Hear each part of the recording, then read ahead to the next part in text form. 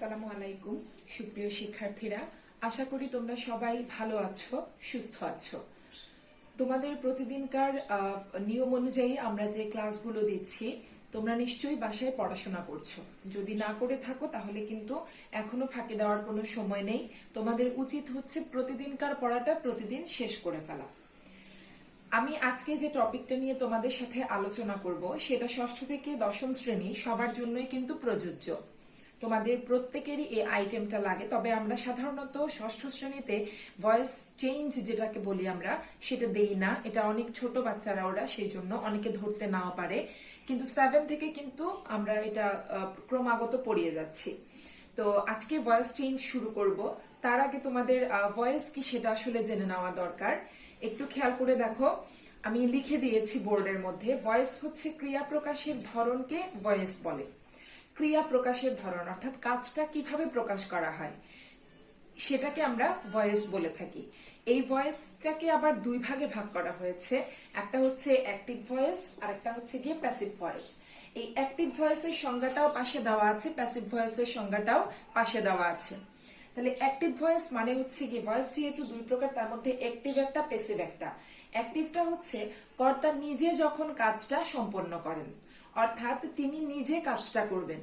যে লোকের কথা বলা হচ্ছে, যেমন উদাহরণ দিয়ে দিয়েছি, হি রাইটস এ লেটার, এখানে আমি পাশে এ দিয়ে অ্যাক্টিভ বুঝিয়ে দিচ্ছি, অর্থাৎ সে একটি চিঠি লিখে। এখানে কর্তা কিন্তু হি, সাবজেক্ট হচ্ছে হি। সো এই হিটা সাবজেক্ট হওয়ার কারণে উনি যেহেতু কাজটা সম্পন্ন করছেন, তাই এটা হচ্ছে গিয়ে অ্যাক্টিভ ভয়েস। আর পরের লাইনটাতে লেখা আছে the letter is written by him. এটাকে আমরা যখন অ্যাক্টিভ থেকে প্যাসিভ করছি তখন এই বাক্যটা আমরা ব্যবহার করছি। আর প্যাসিভ হচ্ছে কর্ম দ্বারা কর্তার কাজটি ঘটবে, অর্থাৎ যে কাজটা সেটা কর্তার দ্বারা ঘটবে, কিন্তু কর্ম দিয়ে সেটা হবে। যেমন the letter is written by him, এখানে লেটারটাকে আমরা মূলত এই কাজটা দ্বারা আমরা কি করেছি, কর্তা দিয়ে কাজটা করে সেটাকে প্যাসিভ ভয়েসে রূপান্তর করেছি। সো এখানে অ্যাক্টিভ এবং প্যাসিভ দুটো ভয়েসই আশা করি তোমরা বুঝতে পেরেছো। আমরা শিখবো সেটা হচ্ছে কিভাবে অ্যাক্টিভ থেকে প্যাসিভ ভয়েস করতে হয় এবং কিভাবে প্যাসিভ থেকে অ্যাক্টিভ করতে হয়, অর্থাৎ ভাইস ভার্সা। যেহেতু তোমাদের চেঞ্জিং সেন্টেন্সেসে ভয়েস চেঞ্জটা থেকে থাকে, সেই জন্য তোমাদেরকে কিন্তু অ্যাক্টিভ টু প্যাসিভ এবং প্যাসিভ টু অ্যাক্টিভের নিয়মগুলো জানতে হবে। তো আগে তোমাদেরকে অ্যাক্টিভ প্যাসিভের ক্ষেত্রে কিছু বাক্য বুঝে নিতে হবে, অর্থাৎ বাক্যটি অ্যাসার্টিভে আছে কিনা, নাকি ইন্টারোগেটিভে আছে, নাকি ইম্পারেটিভে আছে। তোমাদেরকে আগেও কিন্তু পড়িয়েছি আমি, আমার যতদূর মনে পড়ে, যে অ্যাসার্টিভ সেন্টেন্স হচ্ছে বিবৃতিমূলক, ইন্টারোগেটিভ হচ্ছে প্রশ্নবোধক এবং ইম্পারেটিভ হচ্ছে আদেশসূচক বাক্য। সো এই তিনটা বাক্যের মধ্যে তোমাদেরকে খুঁজতে হবে যে আমার যে বাক্যটা দেয়া আছে এবং যেটাকে আমি চেঞ্জ করব, অ্যাক্টিভ থেকে প্যাসিভে নিয়ে যাব, সেই প্যাসিভে নেওয়ার ক্ষেত্রে আমাকে কোন নিয়মটা ফলো করতে হবে, কারণ এক একটা সেন্টেন্সের এক একটা নিয়ম আছে।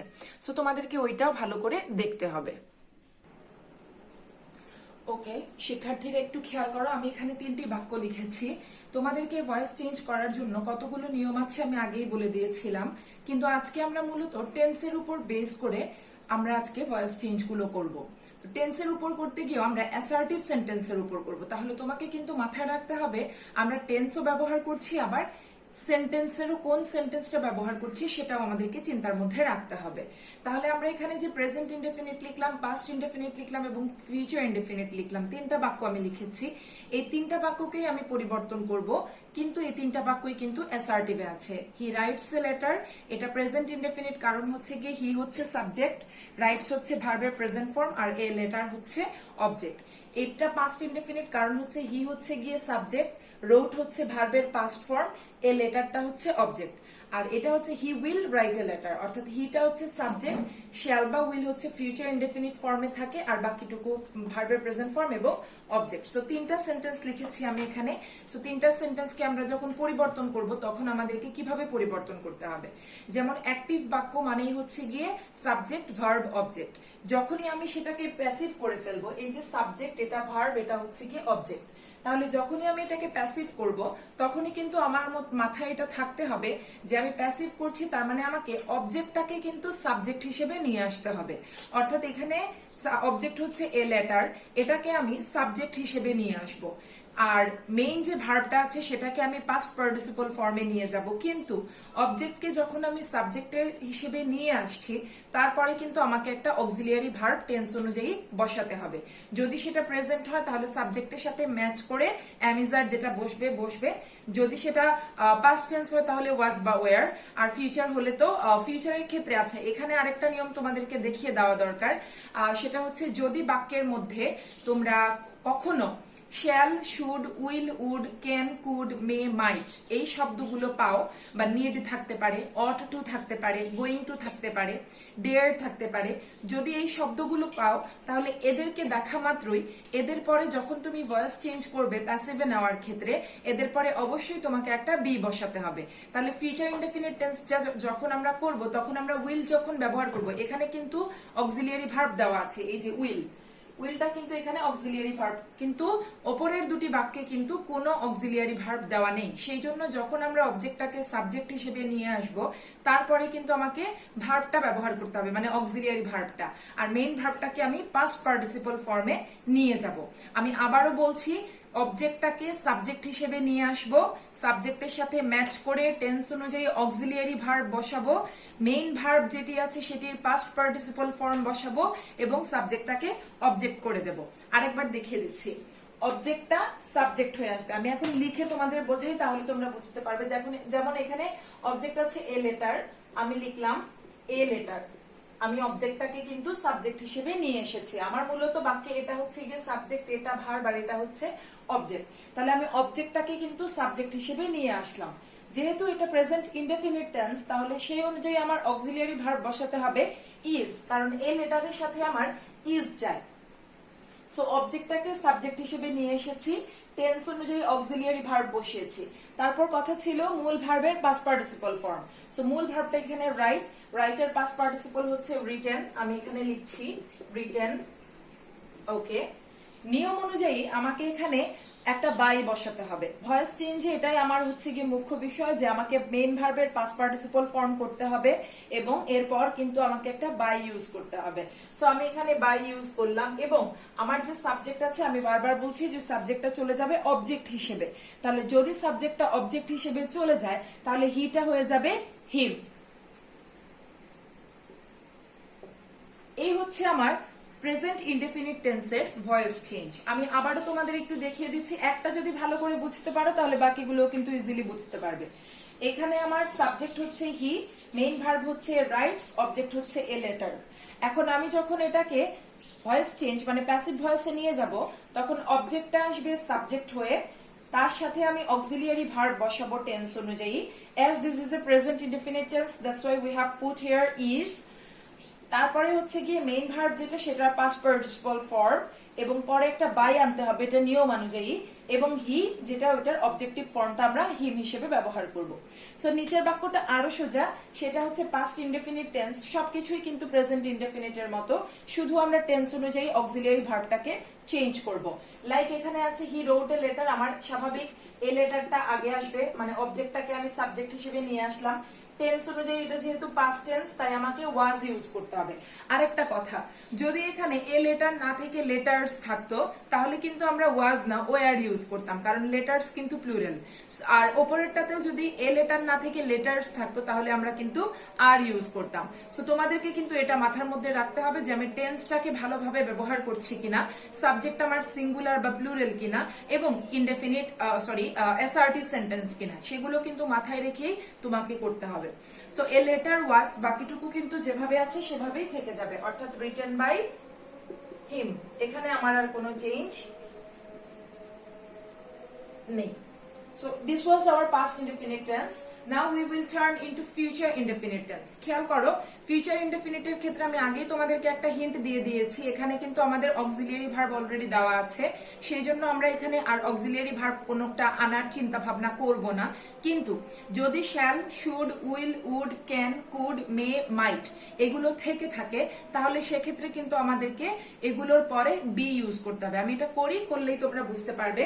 দেখো, আমি নিয়মানুযায়ী এ লেটার অর্থাৎ অবজেক্টটাকে আমি সাবজেক্ট হিসেবে ব্যবহার করছি, উইলটাকে আমি এখানে রেখে দেব, এটার কোনো চেঞ্জ হবে না।